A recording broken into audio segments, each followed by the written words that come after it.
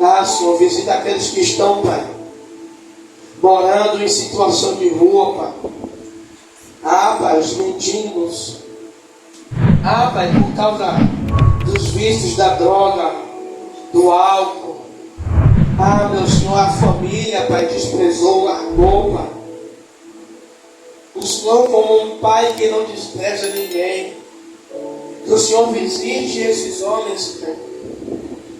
Assim, Pai, como eu conheço, Pai, homens que um dia viveram debaixo de uma ponte, Pai, e hoje são homens, Pai, que pregam a Tua palavra, Pai. Eu sei, Pai, e eu creio que o Senhor tem poder para fazer isso também, Pai, na vida desses homens e mulheres. Pai, é isso que te pedimos, Pai, em oração, Pai, e te agradecemos, Pai, em nome do Senhor Jesus Cristo. Amém. A paz e a graça a todos. Amém. Eu queria deixar uma breve palavra para a nossa meditação nesta manhã.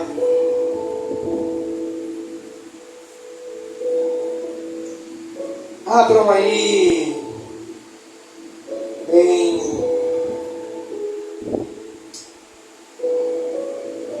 1 Samuel,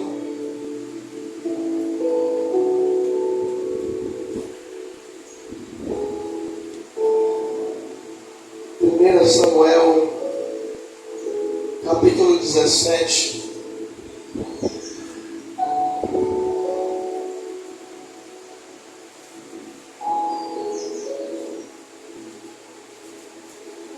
Samuel, capítulo 17, versículos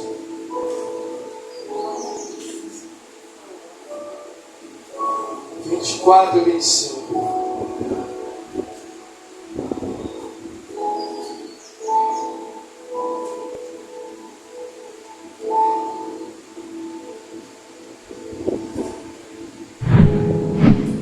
E o engraçado é que eu estava perguntando a Deus, Senhor, 1 Samuel 17, 24 e 25.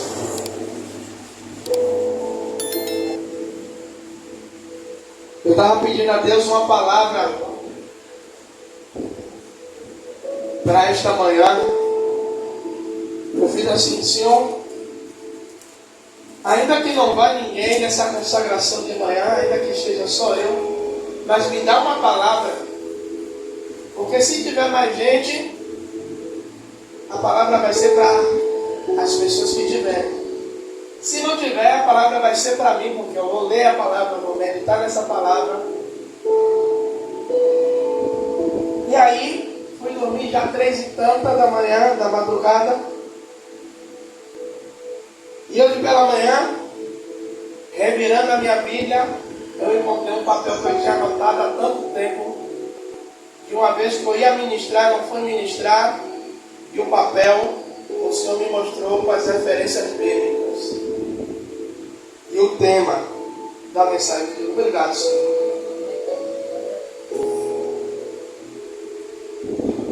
E o tema, ele é uma pergunta. E diz assim: qual a sua posição diante dos problemas? Vai sentar, irmão. Vai sentar aqui, né? Qual é a sua posição diante dos problemas?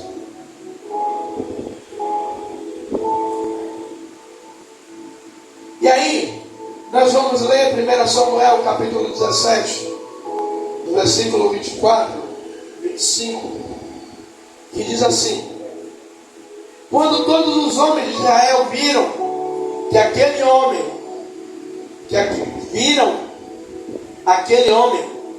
fugiram diante dele e temeram grandemente, e diziam uns aos outros.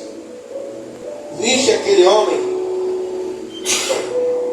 que subiu para afrontar Israel, a quem quer matar o rei,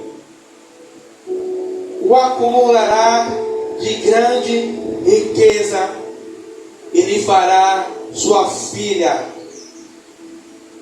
e dará sua filha e fará a sua casa de seu pai livre dos impostos. E aqui Israel, ele sai à peleja,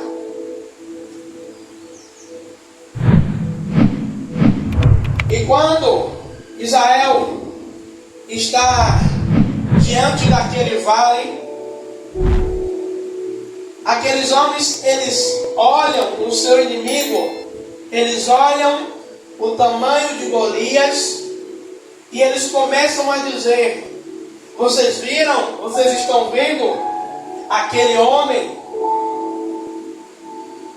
que saiu a afrontar a Israel?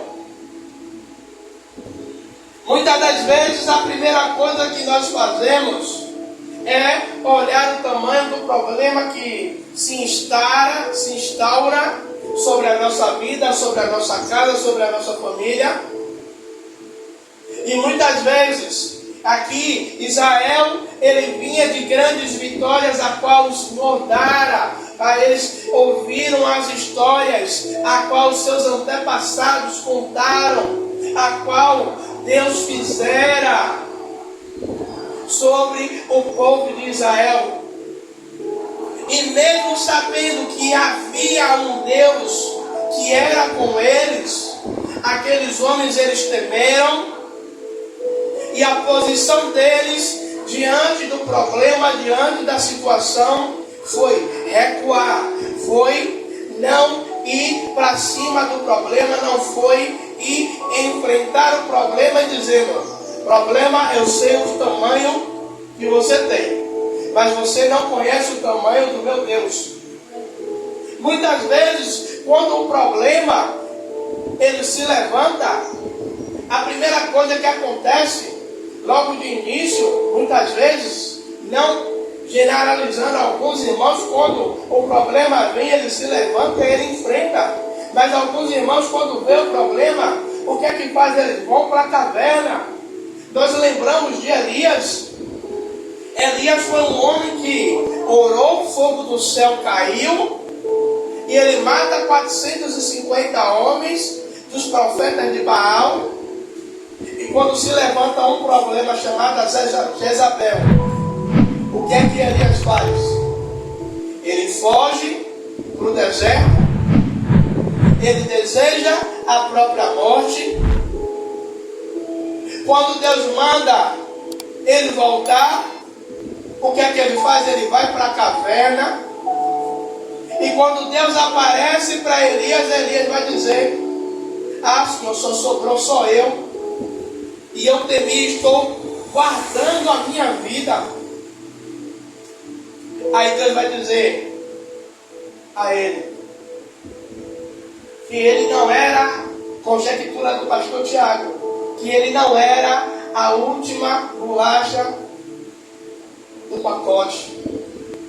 Elias, ainda tem 4.000 que ainda não se dobraram. Ainda tem uma geração que ainda não se dobrou, que não fugiu. Por que é que você está fugindo? E muitas vezes nós saímos de uma vitória, saímos de um momento de vitória, e quando vem um outro problema, uma outra situação, o que é que nós fazemos? Ao invés de lembrar da vitória que Deus nos deu, se Deus me deu vitória nisso aqui, eu tenho certeza que nessa luta, que nesse problema, que nessa tribulação que está se levantando agora, eu tenho certeza que Deus ele vai me ajudar e Ele entregará, Ele me dará a vitória. Amém, Jesus. E aí o que é que Israel faz? Israel recua a tal ponto de passar 30 dias sem descer para guerrear, com medo de um homem, com medo da estatura do seu inimigo, com medo da força a qual o seu inimigo ele tem. E aí quando Davi ele vem, o menor da casa de Jessé, o que não tinha estatura, o que não tinha para os olhos humanos, não tinha experiência, não tinha como vencer, não tinha como fazer. E quantas vezes as pessoas nos olham e nos acham como Davi? É o quê? Esse menino está achando que ele pode vencer, está achando que ele pode entrar nessa luta e sair vitorioso. E quando Davi ele chega diante daquela situação, e Davi fica sabendo o que é que está acontecendo, Davi ele toma uma posição diante do problema, dizendo: eu vou. E quantas vezes nós tomamos uma posição diante do problema, e quantas vezes nós ouvimos alguém dizer: rapaz, deixa para lá, você vai se meter nisso para quê? Você vai se envolver nessa situação para quê? E você diz: não, eu vou lá, eu vou guerrear, eu vou orar, eu vou lá, eu vou fazer imposição de mão, eu vou lá porque eu vou botar esse capeta para sair. Quantas e quantas vezes nós tomamos uma posição e somos criticados pela posição que tomamos? E Davi, quando ele toma a posição de dizer: olha, eu vou lá. Mas Davi, você não sabe lutar com espada. Davi, você não tem uma armadura. Eu fico aqui pensando assim, Davi dizendo: ei, eu não tenho armadura, eu não tenho espada, eu não tenho capacete. Mas eu tenho um grandão da Galileia que está em meu favor. Eu tenho um Deus que ele pode tudo. E ele vai dizer ao rei: Senhor, olha, veio um leão para atacar as ovelhas de meu pai, e eu matei. Veio um urso e eu matei. Sabe, muitas vezes a pessoa olha e diz: Nete não tem experiência. Vocês vão se acostumar que o pastor Tiago ele gosta de usar as pessoas dando um exemplo. Ah, mas Nete, você não tem experiência. Você que pensa que não tem experiência. Só ela, só Deus e ela sabe as experiências que ela passou no quarto de guerra. Nas madrugadas, a irmã Lindinalva, a irmãzinha que está sentada aqui, Dona Mirinha, só Deus e vocês sabem as lutas que vocês passaram no oculto e no secreto, as noites da madrugada, e vão dizer: você não tem experiência, você não pode fazer, você é pequeno, você não tem patente.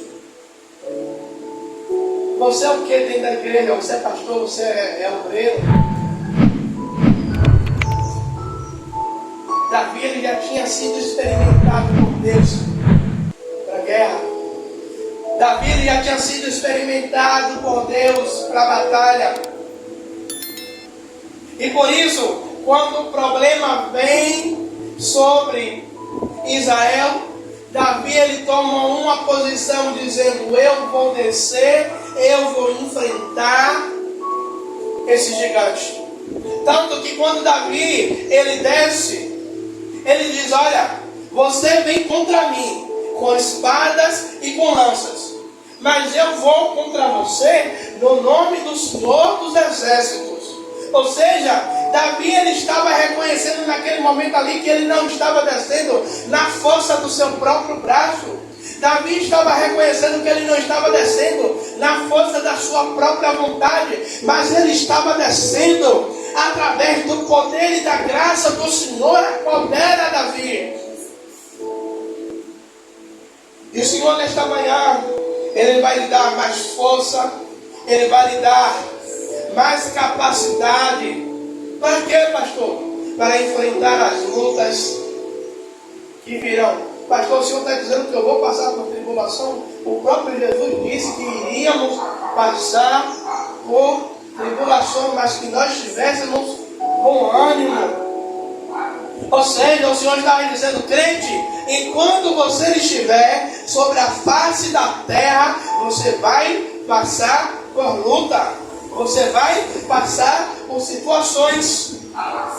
E diante dessas situações, eu preciso que você tome um posicionamento, uma postura diante deles. E aí, nós vamos lá para Mateus capítulo 15.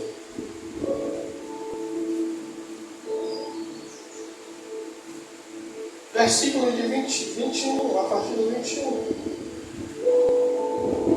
Que vai dizer? Mateus 15, 21.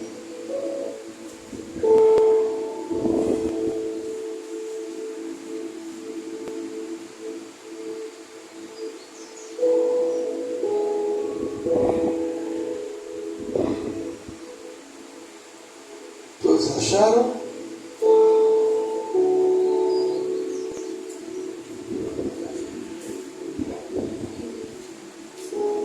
E vai dizer assim: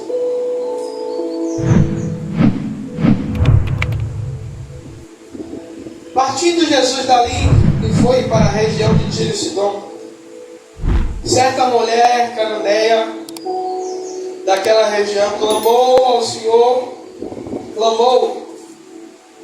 dizendo: Senhor, filho de Davi, tem misericórdia de mim. Minha filha está horrivelmente endemoniada. Jesus não lhe respondeu palavra. Então seus discípulos, aproximando-se dele, disse: Mestre, manda embora, pois vem gritando atrás de nós. Respondeu ele: eu não fui enviado senão as ovelhas perdidas de Israel. A mulher, chegando, ajoelhou-se e disse: Senhor, ajuda-me. E ele respondeu: não é bom pegar o pão dos filhos e lançar aos cachorrinhos. E disse ela: sim, mas até os cachorrinhos comem das migalhas que caem da mesa dos seus senhores. Então respondeu Jesus: mulher, grande é a sua fé, seja feito conforme a sua vontade, o seu desejo. E desde aquela hora a sua filha foi curada, ou foi sarada. Veja que aquela mulher, ela sai da sua casa, ela sai do seu ambiente familiar, e aquela mulher, ela deixa um problema em casa.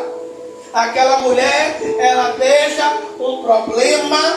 A Bíblia não vai falar há quanto tempo esse problema ele está instalado dentro da casa daquela mulher. Talvez esse problema, como a mulher do fluxo de sangue, que já havia 12 anos, como um paralítico do tanque de Betesda, que já havia 38 anos. A Bíblia não vai relatar quanto tempo essa mulher sofria com a sua filha possessa por demônios. Mas a posição da mulher diante a esse problema foi deixar o problema em casa e ir até Jesus e expor o seu problema a Jesus, dizendo: Senhor, olha, eu saí de casa, eu larguei o meu problema em casa para vir te buscar. O meu problema é esse, por favor, me ajuda. E a palavra vai dizer que Jesus, quando ela grita por socorro a Jesus, a palavra vai dizer que Jesus ele não responde. E ainda Jesus vai dar uma palavra dura para aquela mulher, dizendo: olha, não é lícito eu pegar o pão para os filhos e deitar os cachorrinhos. Jesus estava dizendo: ei, eu vim para um povo específico. Mas aquela mulher, ela tinha tamanha fé de que Jesus ele poderia resolver o problema dela, que ela disse: Senhor, eu sei que o Senhor, que os cachorrinhos também comem da migalha que cai da mesa dos seus senhores. Ela dizendo: Jesus, eu estou aqui, eu saí de longe, eu vim andando, mas, conjectura do pastor Tiago, aquela mulher estava dizendo a Jesus: Jesus, eu estou com um problema em casa, e eu não quero voltar e encontrar o mesmo problema que eu deixei em casa. Eu estou vindo aqui porque me disseram, me contaram que o Senhor pode resolver, que o Senhor pode resolver qualquer situação. Aquela mulher toma uma posição dizendo: Jesus, por favor, entra lá e resolve aquele problema. E sabe o que é que acontece? Nesses longos anos que a gente tem, eu creio que Nete também já viu, o pastor Carlos também já viu situações assim, de pessoas que estão com problema dentro de casa, em vez de sair para ir buscar ao Senhor, dizer: ai, problema, você está aqui, você está perturbando, hoje tem culto, eu vou buscar o Senhor lá, e quando eu voltar você não vai estar mais aqui não. Já pode pegar sua bagagem e pode começar a fazer sua mudança, que eu vou lá adorar o Senhor, quando eu voltar, parta 1000. E eu vejo gente com problema, mesmo porque você não foi para o pontuário. Ah, pastor, não quer. Sim, e dentro de casa você vai conseguir resolver desse jeito. Aí você fica em casa, você não ora, você não jejua, você não ora, você não lê a palavra, você não usa da autoridade. Aí fica em casa, vai assistir Netflix, YouTube, novela. E o problema continua. Aí vai dizer: ah, porque Deus ele não ouve a minha... Porque Deus ele não está vendo, sim. De todas as histórias que a gente leu aqui, de todos os versículos, o problema estava na porta, mas as pessoas elas tiveram uma posição diante do problema. O resultado, ela não caiu do céu. O milagre ele não caiu do céu. Davi, ele foi diante do problema. A mulher cananeia, ela sai de sua casa, ela larga o problema lá. Não sabemos qual é a distância. Eu, para chegar aqui, da minha casa para cá, se eu vier andando, são 2,3 km. Se eu vier de ônibus, dá menos de 5 minutos. A Bíblia não fala quanto tempo foi que essa mulher andou até chegar em Jesus. Sabemos que a região era ali circunvizinha, era vizinha. E aquela mulher, ela sai. Gente, eu vou dizer por experiência própria. Depois você pergunta a missionária Rosana quantas e quantas vezes a gente já tinha igreja aqui em Itapuã, a gente congregava numa igreja aqui em Itapuã, e ela está com pressão alta. A pressão está altíssima e ela já ter tomado suco de maracujá com chuchu para baixar, já ter tomado o remédio antes, e a pressão ainda está alta. Eu dizia a ela: filha, tem um obreiro lá, eu vou falar com o obreiro para levar uma palavra, porque você está assim desse jeito, a gente vai para a UPA. Ela dizia: não, Pode ir. Pode ir, que quando você voltar, eu vou estar melhor. De eu ir e estar preocupado com ela em casa. E quando eu chegar em casa, aquela mulher que eu deixei na cama deitada, com a pressão pipocando, a mulher já está em pé na cozinha lavando o prato, está varrendo. E quando eu for entrar, ela dizer, não entra com o pé sujo não, para não sujar o que eu limpei. E eu dizer, menina, e a pressão? Ah, já caiu por terra já. E ela está boa. E eu saí de casa e ela está com um problema de hérnia que eu sei que o Senhor vai curar. E a hérnia está doendo, de ela não aguentar andar. Ela dizer, não, eu vou para o culto. Mas minha filha, você está com dor, você não está aguentando ficar sentada muito tempo sentada no ônibus. Eu vou para o culto. E ser dia de culto que ela dirigiu o culto, ou ser dia de ela pregar, e quando terminar o culto eu dizer, e aí filha, como é que está a dor? Ela, que dor? A dor já foi para os quintos dos infernos, já caiu por terra. Igreja, quando o problema se instala, quando o problema ele se levanta em nossas vidas, nós temos duas escolhas: ou tomar uma posição diante do problema e vencer o problema, ou simplesmente ficar sentados e ver o problema se agravar dentro de nossa casa, ou dentro do ambiente de trabalho, ou em nossas ruas, ou em nossa rua. Sabe? E um pastor amigo meu, ele botou a igreja, sabe aonde? Bem na viela onde tinha o ponto de tráfego maior do bairro onde a gente morava.